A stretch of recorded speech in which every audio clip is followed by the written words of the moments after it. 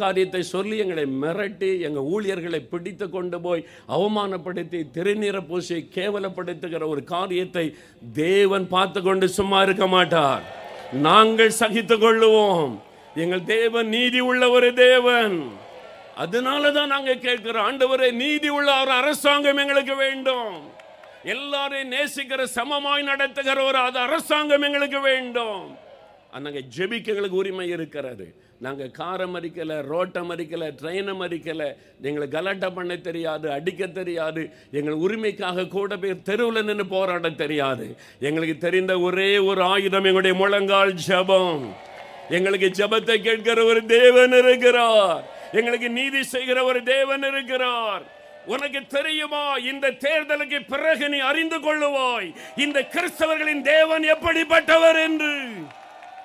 இந்தியாவை அறிந்து கொள்ள போகிறது இந்த கிறிஸ்தவர்களின் தேவன் எப்படிப்பட்டவர் என்று. அவர் சர்வ வல்லமை உள்ள ஒரு தேவன். சரித்திர சான்று இருக்கிறது. இங்கே வேத புஸ்தகத்தையுமா ஏரோது தன்னுடைய பதவியை தவறாய் பயன்படுத்தினான்.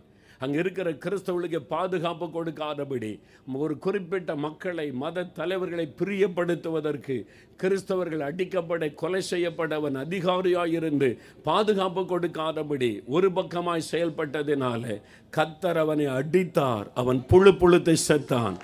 அவன் நீதி உள்ள நியாயாதிபதி. என்றைக்கும் பார்த்து கொண்டு சும்மா இருக்க மாட்டார் ஆண்டவர். அவர் எல்லாவற்றையும் கவனித்து கொண்டிருக்கிறார். சாதாரண மக்கள் அறியாமையில செய்றாங்க, அவங்கள மன்னிப்பார். அதிகாரத்தில் உள்ளவங்க தப்பாக நடந்தால் தேவன் நியாயம் தீர்த்து விடுவார். இது வேதத்தில் சொல்லப்பட்டிருக்கிற ஒரு காரியம். அதனால தான் இன்றைக்கு அப்போஸ்தலர் நடபடிகள் நாட்டில் மட்டுமல்ல, முழு இந்தியாவுக்கு ரெக்கார்டு எங்ககிட்ட இருக்கிறாரு.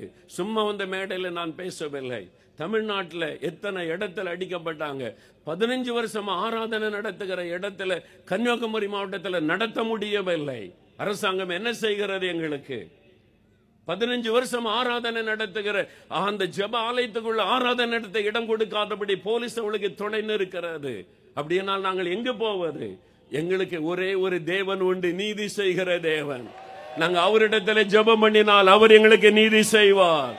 அரசாங்கம் அநீதியாய் செயல்பட்டால் தேவன் நீதி செய்வார். அதுக்கு ஜெபிக்க நாங்கள் வந்திருக்கிறோம். பாடுகளுக்கு நாங்கள் பயப்படவில்லை. சும்மா ஒரு கிராமத்தில் 10 வருஷமா 15 வருஷமா ஆராதனை நடத்துகிற சின்ன சின்ன ஊழியர்களை மிரட்டி பயமுறுத்தி அதற்கு காவல்துறை துணை போக கூடாது. நீங்க அவங்களுக்கு தான் பாதுகாப்பா இருக்கணும். நியாயத்தின்படி செய்யறாங்க, அவங்களுடைய ஒழுங்கின்படி செய்யறாங்க. நாங்க சட்டத்தை மீறி செய்தால் எங்களை நீங்க கைது செய்யலாம், எங்களுக்கு விரோதமா போடலாம். அதாவது கட்டாய மதம் எங்கெங்க கட்டாயம். யாராவது ஒருத்தர் இந்தியாவில் தமிழ்நாட்டில் இவர் என்ன கட்டாய மதம் மாற்றினார்னு இதுவரை யாராவது வழக்கு கொடுத்திருக்காங்களா? ஒரு வழக்கு கூட நீதிமன்றத்துக்கு வரவில்லை. அவங்க சொல்ற வார்த்தை கட்டாய மதம் மாற்றம். கட்டாய மதம் யாரை மாற்ற முடியும்? யார் மாற்றுகிறார்கள்? பொய்யான ஒரு குற்றச்சாட்டை கிறிஸ்தவர்கள் மேல சொல்லி இன்றைக்கு 48% இருக்கிற கன்னியாகுமரி மாவட்டத்தில் இந்த பாடு என்றால் இந்தியா முழுவதும் என்ன நடக்கிறது என்று யோசித்து பாருங்கள். அப்ப நாங்க யார் இடத்துல போறது? அடி வாங்குறது, திட்டு வாங்குறது, கேவலமா பேசி வாட்ஸ்அப்ல போடுறது. எங்களுக்கு எல்லாம் தெரியும். வாட்ஸ்அப்ல கிறிஸ்தவனை அடிச்சு போட்டா அவனுக்கு காசு கொடுக்கறாங்க, பைக்கு கொடுக்கறாங்க. உங்களுக்கு தெரியுமா? உங்களுக்கு ரெக்கார்ட் எல்லாம் எங்கிட்ட இருக்குது. என்ன நடக்குது அவங்களே கொடுத்துருக்காங்க. பிரதர், நாங்க ஏன் செய்யறோம்? அவங்கள கிறிஸ்தவனா எங்களுக்கு பகையா? நாங்க உங்களை அடிச்சு வாட்ஸ்அப்ல செய்தி போட்டா எங்களுக்கு 5000 ரூபாய் கிடைக்கும். நாங்க இன்னும் 10 பேர் அடிச்சு 10 பேர் வாட்ஸ்அப்ல போட்டா எங்களுக்கு பைக்கு கொடுக்கறாங்க. இது எங்கிருந்து வருது? அவ்வளவு ரெக்கார்டு எங்களுக்கு தெரியும். தெரியாம ஒன்றும் பேசல. ஏன் நாங்க அமைதியா இருக்கிறோம்? நாங்கள் எங்களுடைய தேவன் எங்களுக்கு நீதி செய்வார் என்று காத்திருக்கிறோம். நாங்கள் அமைதியா இருக்க காரணம் அதுதான். எங்களுக்கு சட்டம் தெரியும். அந்த நீதிபடி நீங்க நடத்துகிற அரசாங்கம் எங்களுக்கு வேணும்.